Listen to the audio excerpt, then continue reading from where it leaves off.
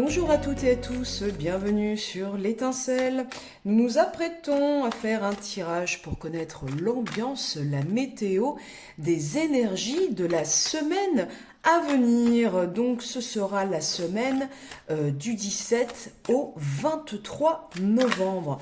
Que nous réserve cette semaine du 17 au 23 novembre? Alors on va aller voir d'abord avec le tarot de Marseille traditionnel. Ça fait très longtemps que je ne l'ai pas ressorti. J'adore évidemment. Ça nous change du Rider-Waite. On a vraiment là les illustrations d'origine. On se retrouve avec une première carte, une arcane mineure et un 8 de denier. Le 8 de denier, ça nous parle de travail.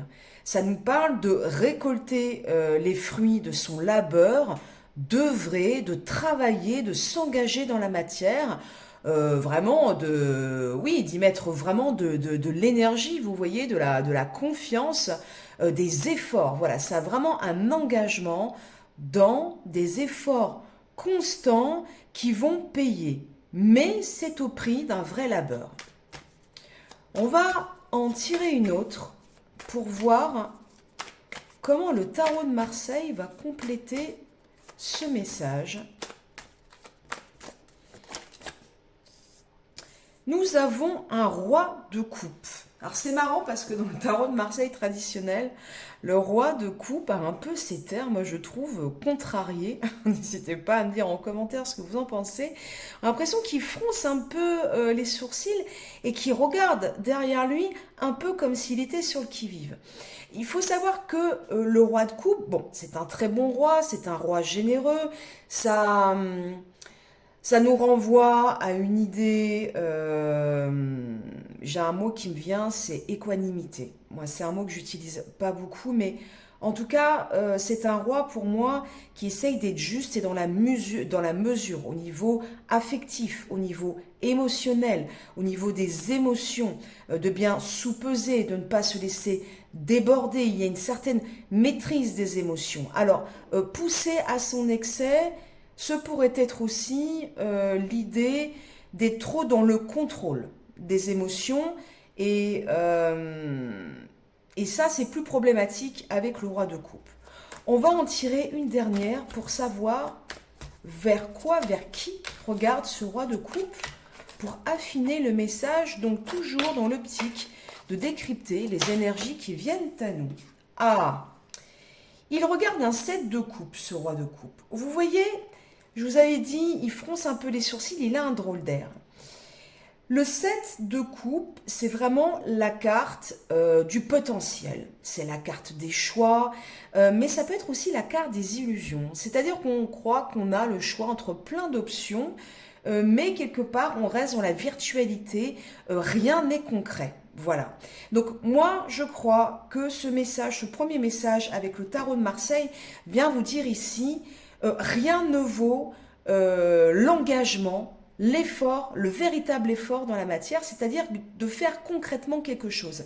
C'est-à-dire que si on parle d'une relation, d'un projet que vous avez ou d'un travail, là on vous dit continue, persévère dans les efforts, persévère dans le travail que tu fais, engage-toi toujours voilà à la même hauteur de l'engagement, de l'investissement que tu y mets peut-être depuis des jours, des semaines, des mois, voire des années. Et surtout, détourne-toi, regarde avec méfiance un peu ceux qui te vendraient du rêve ou un peu le miroir aux alouettes des beaux parleurs, belles parleuses, voilà, qui peuvent vous vendre du rêve en vous disant mais voilà, il y a d'autres voies qui sont plus possibles, un peu plus easy, un peu plus facile, tu peux faire ci, tu peux faire ça, mais en fait, à bien y regarder de près, tout ça, ce n'est que du vent. Voilà, c'est de l'illusion.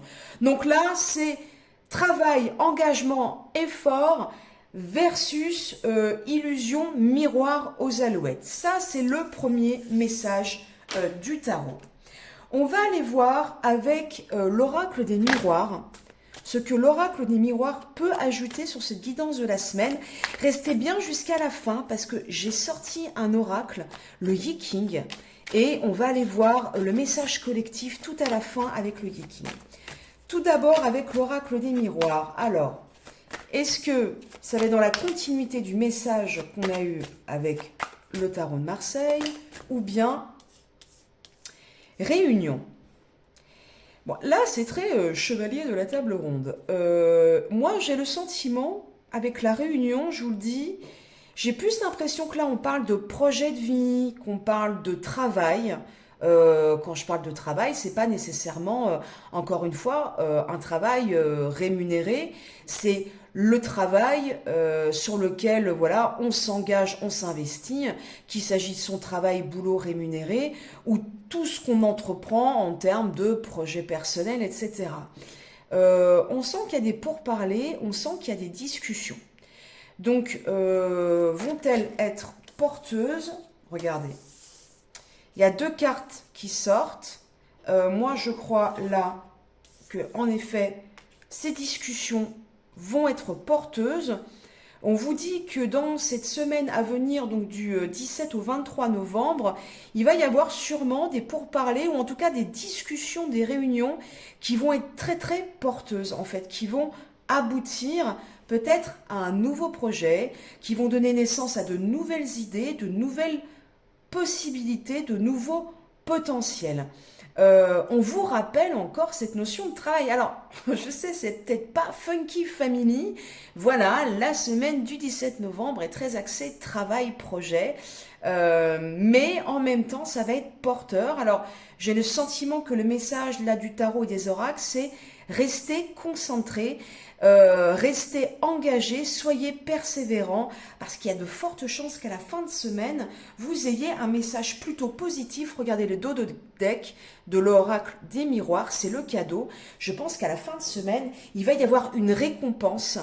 Si vous œuvrez, si vous engagez vers quoi vous voulez tendre, voilà, sur les projets qui vous tiennent actuellement. On va aller voir rapidou, parce que bon, je ne veux pas faire de guidance de plus de 10 minutes pour les hebdos. Ce que Osho a à nous dire par rapport à cette semaine. Donc on est très boulot-boulot, hein, pas boulot-dodo, mais boulot, on y va quoi, hein, c'est costaud.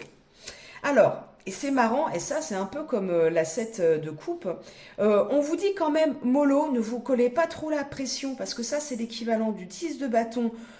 Ça peut être aussi très stressant, évidemment. C'est pas le coup à se mettre dans une situation de burn-out. Alors pas qu'au niveau professionnel, ça peut être aussi un ensemble de choses. Et puis de fuir dans les rêves. Vous voyez, de fuir un peu dans cette de coupe, c'est-à-dire de ah, l'herbe serait tellement plus verte ailleurs, dans une autre relation, un autre job, etc. Là, on vous dit, maintenez le cap, continuez d'œuvrer, de travailler, mais en revanche, ne vous accablez pas de plein de missions, plein de tâches, de plein de choses. N'en prenez pas trop sur vos épaules pour pas que ça clash cette semaine. Hein. Ménagez un peu vos nerfs, faites attention à vous. Avec le Normand, qu'est-ce que le Normand peut nous dire pour cette semaine du 17 au 23 novembre? Que se passe-t-il? Le trèfle, regardez, c'était comme le cadeau tout à l'heure. Il va y avoir une opportunité, une chance, un bonheur, un cadeau.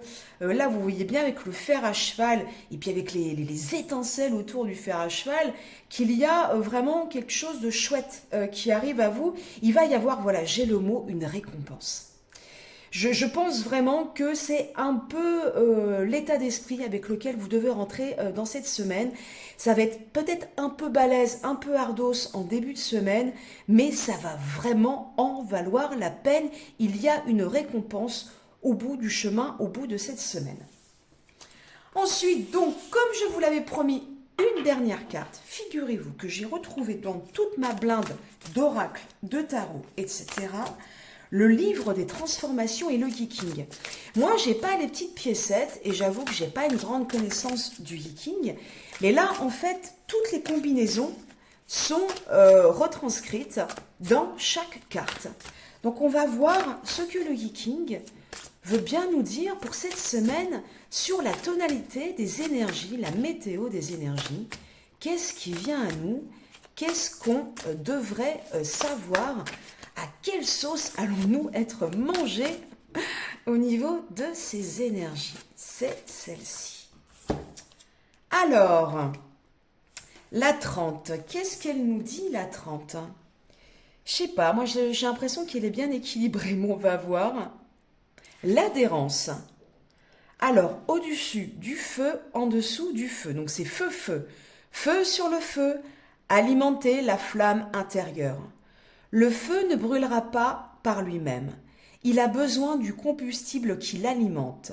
La personne supérieure cherche le combustible pour alimenter le feu spirituel afin qu'il ne s'éteigne pas par négligence. You've got the power, you've got the flamme. Vous avez le feu intérieur. Œuvrez, continuez d'œuvrer dans la matière, continuez de vous investir. Ça en vaut la peine. Continuez de travailler. Croyez-y, ça va payer. Voilà, c'était la météo des énergies de la semaine du 27 au 23 novembre. À tout bientôt.